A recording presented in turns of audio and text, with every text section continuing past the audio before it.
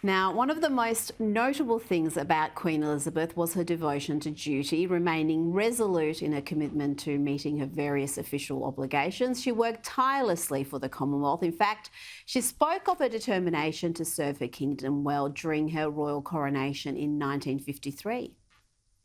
I have in sincerity pledged myself to your service throughout all my life and with all my heart. I shall strive to be worthy of your trust.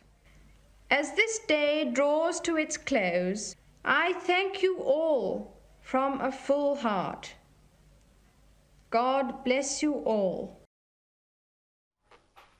Now, my next guest is the former royal editor for ITV News and has spent many years following the royal family. He's sure to have gathered many insights into their lives. His name is Tim Ewart and he joins me now. Tim, thank you for your time.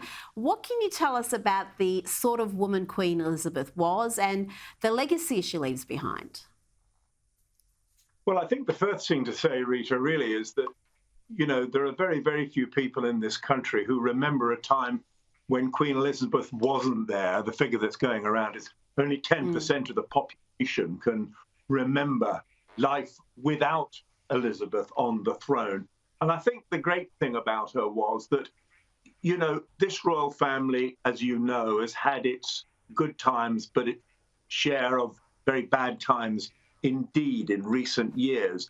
But the Queen was flawless almost in the conduct that she presented to the nation. She kind of didn't put a foot wrong, and through that built up this great level of respect. She didn't make political comments. She wasn't controversial. She didn't give interviews. She smiled sweetly. She was always there. She was kind of part of our DNA. And I think that's going to be a big wrench. So like Australia, not everybody here is a staunch monarchist. We have a Republican movement, nothing like yours. But even then, you know, the Queen's personal popularity was more than the popularity of the monarchy, and obviously that's going to present a problem for the monarchy going forward now.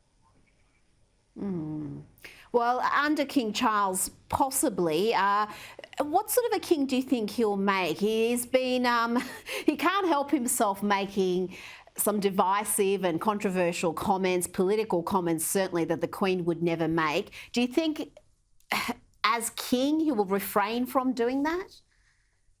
Yeah, I mean, he became known, didn't he, as the meddlesome prince. We had the spider memo letters that he'd written to various government ministers involving himself in policy issues. And he was asked in an interview 2 or 3 years ago if he would continue that when he was king. And his answer was quite simply, I'm not that stupid. So, you know, I think we can expect him not to be meddlesome anymore. I mean, bear in mind, he's had a long time to prepare for this job. When Elizabeth acceded to the throne, she was only 5 years old. Charles III has been in waiting for 70 years. I mean, whatever his image may be and whatever people may think of him, he is aware of the public mood. He does understand that we're no longer living in an age of deference, that the monarchy needs to slim down, as you just heard your correspondent there say. You know, it needs to modernize. It needs to cut out some of the excesses. So I think he'll be very much on that. As to his personal popularity, I kind of think we can only really wait to see, once the dust has settled, if you like, on current events, the period of mourning is over. Let's see what sort of a chance the public give him. Well, I suggest, if I'm going to be in PR mode, more shots of him playing with Prince Louis. We saw that, and that was just so heartwarming and just painted him such a different light to what we've seen in King Charles, the grandfather, the doting grandfather. I thought that was beautiful scenes there. Now, back to the Queen. She was dubbed Princess Mechanic during the Second World War. Can you tell us a little bit about what her roles were there and just precisely how involved she was in the war effort?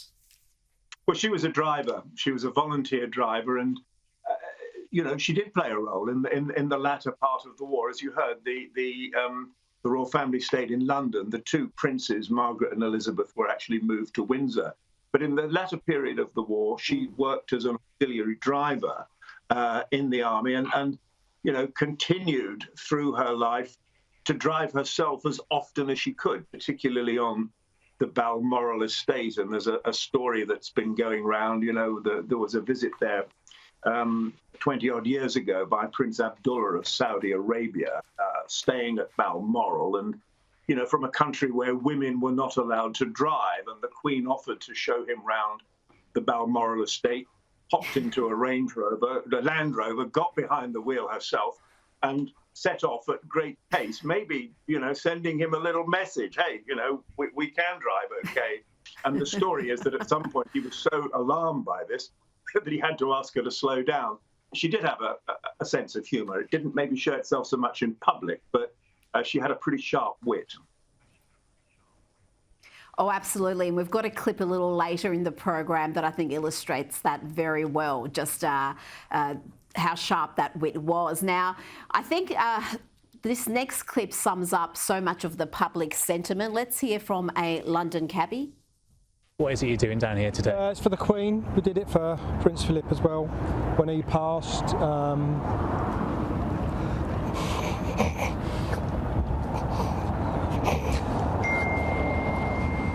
a lot to take in. It's a big moment. She's the only constant we've all had in our lives. I just want to show me respect.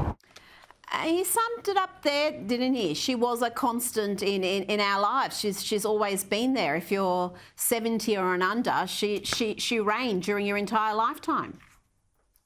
Yeah, I mean, the London cab drivers formed a line of 50 cabs in front of Buckingham Palace yesterday, and there were clearly, emotions were running high. One of the moments that I remember over the years of the Queen's reign was the Silver Jubilee, way back in 1977. I was a young reporter in the north of England then, and we went to a mining village, now long since shut down.